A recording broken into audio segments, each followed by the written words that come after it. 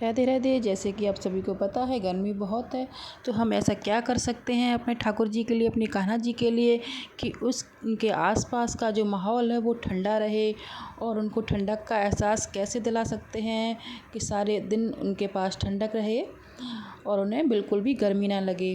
तो चलिए देखते हैं। तो यहाँ मैंने एक लोटा लिया है जल का, तो उसमें मैं बड़े से पौधे से छोटी छोटी डंडी तोड़ के लाई हूँ, अशोक के पौधे की, और ये गूलर का पौधा है, तो मैं ये लाई हूँ। तो इसको हम कलश में डाल देंगे, जिससे ठंडी मतलब हरी भरी बनी रहेंगी। तो यहाँ देखिए हमने अपने कान्हा जी के लिए लगा के रखी है स्नान करने के लिए। थाली में मैंने अशोक के पत्ते बिछाए हुए हैं और उस पर गुलाब की पंखुड़ियाँ डाली हुई हैं और थोड़े और फूल डाले हुए हैं।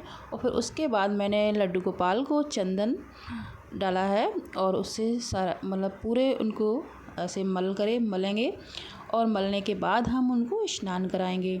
तो यहाँ देखिए हमने स्नान कराया है अपने कान्हा जी को, तो इससे थोड़ा उनको ठंडक मिलेगी। ऐसी ही बहुत जानकारी आपको देंगे कि इससे आप लड्डू गोपाल के आसपास ठंडक रख सकते हैं और उनको ठंडक का एहसास दिला सकते हैं। तो स्नान करने के बाद हमारे कान्हा जी आ गए हैं अपने आसन पे। तो आसन पे आप गुलाब की पंखुड़ी डाल दें, जिससे गुलाब की पंखुड़ियों से ठंडक का एहसास होता है, ठंडक मिलती है। तो उसके बाद हम अपने कान्हा जी को यहाँ पे देखिए चंदन का लेप लगाएंगे। तो चंदन का लेप हमें प्रतिदिन लगाना चाहिए, क्योंकि गर्मी है और चंदन से ठंडक मिलती है। तो चंदन आप जो भी लगा सकते हैं, आप बहुत तरह के चंदन आते हैं, गोपी चंदन, केसर चंदन, वो बहुत सारे चंदन आते हैं। तो आप चाहें तो वस्त्र ना पहनाएं, ऐसे ही चंदन लगा के, चंदन का लेप लगा के और रोली से, कुमकुम से इनका श्रृंगार कर सकते हैं। उनको ज्वेलरी ना पहनाएं क्योंकि चुभती है, गर्मी है। तो आप जो चाहे कर सकते हैं। तो देखिए मैं अपने कान्हा जी का श्रृंगार कर रही हूँ रोली कुमकुम से। तो पहले मैंने चंदन का लेप लगा दिया, और उसके बाद हमारे कान्हा जी का ये रहा सिंहासन आसन, जिस पे वो विराजमान होंगे। तो देखिए मैंने आसन के पीछे पत्ते लगाए हुए हैं अशोक के, जिससे कि उनको ठंडक मिलेगी पीछे से, और यहाँ मैंने गुलाब की पंखुड़ियाँ बिछा दी हैं। तो अब हमारे कान्हा जी इस पे विराजमान होंगे। देखिए आप बैठ गए हैं, इनको ठंडक बहुत ही अच्छी मिलेगी यहाँ पे। देखिए पीछे आप देख सकते हैं पत्तियाँ लगी हुई हैं हमारे सिंहासन में, और यहाँ हमारे कान्हा जी का श्रृंगार हो गया है, आप देख सकते हैं। उसके बाद हमारे कान्हा जी की गौ मैया भी यहाँ आएंगी, गौ माता ये यहाँ भी विराजमान होंगी।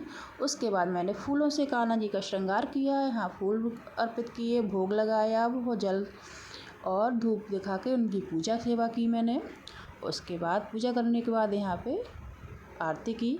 आप देख सकते हैं सारे उसमें पूजा घर में मैंने गुलाब की पंखुड़ियाँ बिछा के रखी हैं, जिससे उनको ठंडक रहे, आसपास का वातावरण मतलब खुशबूदार और ठंडक वाला रहे। तो इस तरह से आप कान्हा जी की सेवा कर सकते हैं। तो देखिए आप देख सकते हैं पूरे में मैंने पत्ते लगा के रखे हैं, और यहाँ उनको भोग में खीरा है, तरबूज है, और ये सारी ठंडी चीज़ें उनको भोग में लगानी चाहिए। देखिए मैंने यहाँ पे लस्सी बना के रखी है कान्हा जी के लिए, ये दही है, मतलब ये सभी चीज़ें जो होती हैं वो इनसे ठंडक मिलती है। तो मिश्री ज़रूर अर्पित करें, क्योंकि मिश्री ठंडी होती है और कान्हा जी को बहुत ही ज़्यादा प्रिय है। तो आप प्रतिदिन मिश्री का भोग लगाएं, लस्सी उनको दें। आप इकट्ठा नहीं दे सकते हैं, दोपहर में उनको लस्सी का भोग लगाएं, शाम को कुछ खिला दें। ये देखिए शाम के टाइम ये अंगूर खिला दें, मतलब जब आप शाम को भोग लगाने आते हैं। तो यहाँ देखिए ये भी ठंडे होते हैं, और तो मैं कान्हा जी के लिए अंगूर लेके आई हूँ। तो अब हम कान्हा जी को भोग लगाएंगे अंगूर का। तो देखिए आप थोड़ा सा छील लें, क्योंकि ऐसे तो कान्हा जी को मीठा ही नहीं लगेगा, स्वाद नहीं आएगा। आपको देखना अब कान्हा जी को मीठा लगेगा। तो हमारे कान्हा जी का भोग लग रहा है। राधे राधे बोलिए भाई, राधे राधे। उसके बाद हम कान्हा जी की गौ मैया को भी भोग लगाएंगे। देखो इनको भी छील के ही खिलाएंगे, क्योंकि ऐसे तो स्वाद ही नहीं लगेगा भाई। वाह आप देखा अब खाएंगी गैया।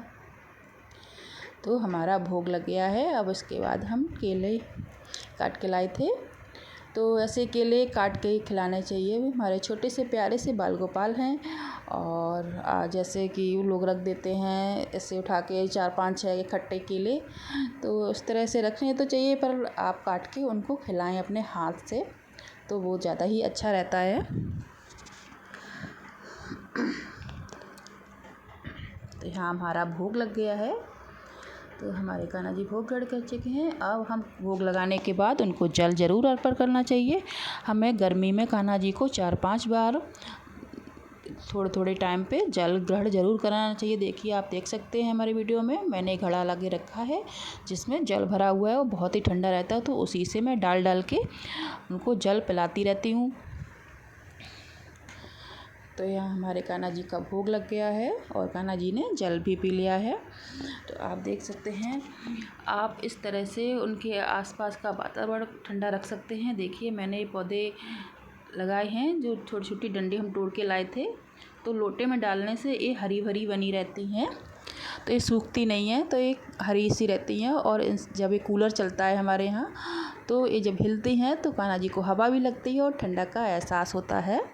तो इस तरह से हमारा पूरा वातावरण जो है, हमारे कान्हा जी का घर है, वो आधा मैंने घर उनका गार्डन बना दिया है। तो देखिए, आप कान्हा जी भी खुश हैं और कान्हा जी खुश हैं तो हम भी खुश हैं। जब उनको ठंडा का एहसास होगा तो हमें भी होगा। तो हम अपने बच्चों की तरह ही अपने भगवान की सेवा करें, क्योंकि वो प्यारे छोटे से मदन गोपाल लड्डू गोपाल हैं। देखिए, हमारी पूजा हो गई है भाई। तो उसके बाद आप देख सकते हैं यहाँ पे हम दोपहर में भी कान्हा जी को दोपहर के टाइम उनको शयन कराना ज़रूर चाहिए, क्योंकि दिन बहुत बड़ा होता है और गर्मी बहुत है। तो हम लोग जैसे दिन में आराम करते हैं, उसी तरह से हमारे गोपाल जी, हमारे ठाकुर जी को भी शयन कराना चाहिए। ये देखिए, हमें 2-3 घंटे के लिए दोपहर में ज़रूर शयन कराना चाहिए। तो हमारे कान्हा जी यहाँ पे अब आराम करेंगे। तो उनके आसपास आप देख सकते हैं एकदम हरा भरा हुआ है, और इनका ये मैंने घड़ा रख दिया है ढक के। फिर जब ये उठेंगे, पहले इनको मैंने जल पिला के सुला दिया है, और जब उठेंगे तब फिर से जल पिलाएंगे। तो देखिए, यहाँ पे कूलर चल रहा है इनका, और ये आराम से शयन करेंगे। राधे राधे, जय श्री कृष्ण।